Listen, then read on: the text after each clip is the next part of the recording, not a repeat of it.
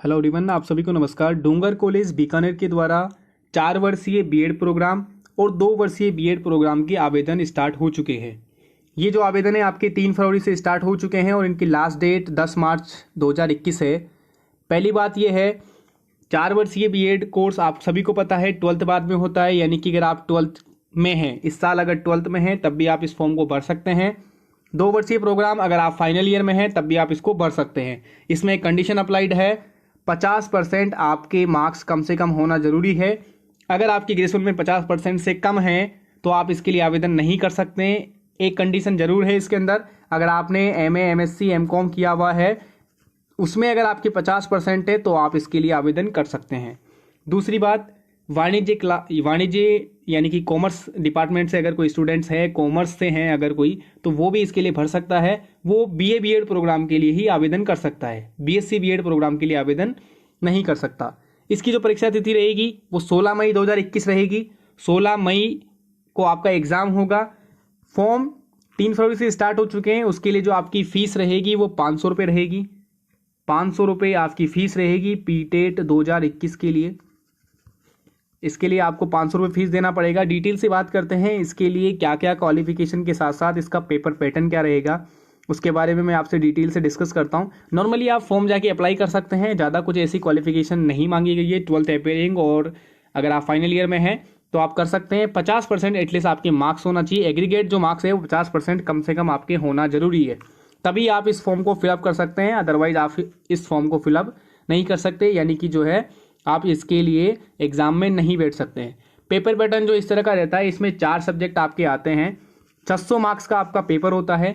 कोई negative marking नहीं होती है। इसका मतलब अगर आप कोई सवाल गलत भी करते हैं तो भी आपका अंक नहीं कटेगा। मतलब गलत अंक के जो आपने सही किए हैं वो नहीं कटेंगे। जैसे एग्जाम्पल से मैं आपको समझाता हूँ। आपने 600 में से मान लो 400 सवाल किए, 600 में से मान लो 600 ही कर दिए आपने और आपके मान लो 400 सही है।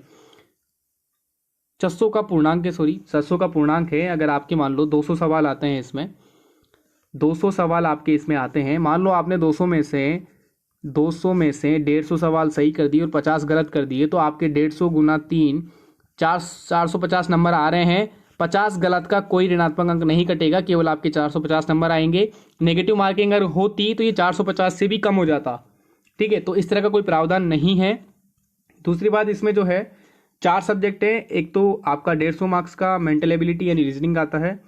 टीचिंग एप्टीट्यूड आता है 150 नंबर का। जनरल अवेयरनेस आता है आपका 150 नंबर का। और हिंदी या इंग्लिश में से आप एक सब्जेक्ट ले सकते हैं, वो भी आपका 150 नंबर का होता है। तो कुल मिला के देखा जाए तो 400 मार्क्स के आपके 200 सवाल आते हैं और एक सवाल आपका 3 नंबर का होता है।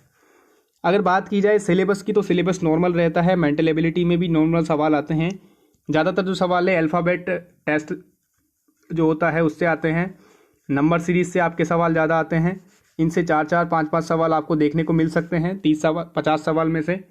उसके बाद में जो है आपके ब्लड रिलेशन हो गया और डायरेक्शन टेस्ट हो गया, घड़ी हो गया, इन सब से जो है मिक्स सवाल आते हैं। आपके वेन डायग्राम से आते हैं। इस तरह के जो वेन डायग्राम होते हैं उनसे आपके सवाल आते हैं।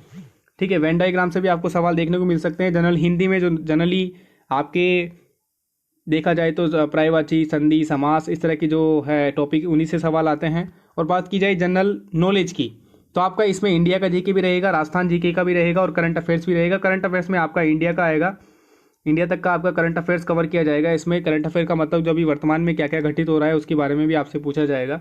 तो इस तरह की चीज़ें हैं। आपको अपने पेपर के लिए तैयारी करते रहना चाहिए और बेसिक प्रॉपर गाइडेंस बना के, प्रॉपर तरीके से आपको शेड्यूल बना के इस तरह से आपको तैयारी करनी होगी। ये आपके सामने इस तरह का पेपर पैटर्न रहेगा और एक सवाल जो है आपका 3 मार्क्स का रहेगा। Thank you very much.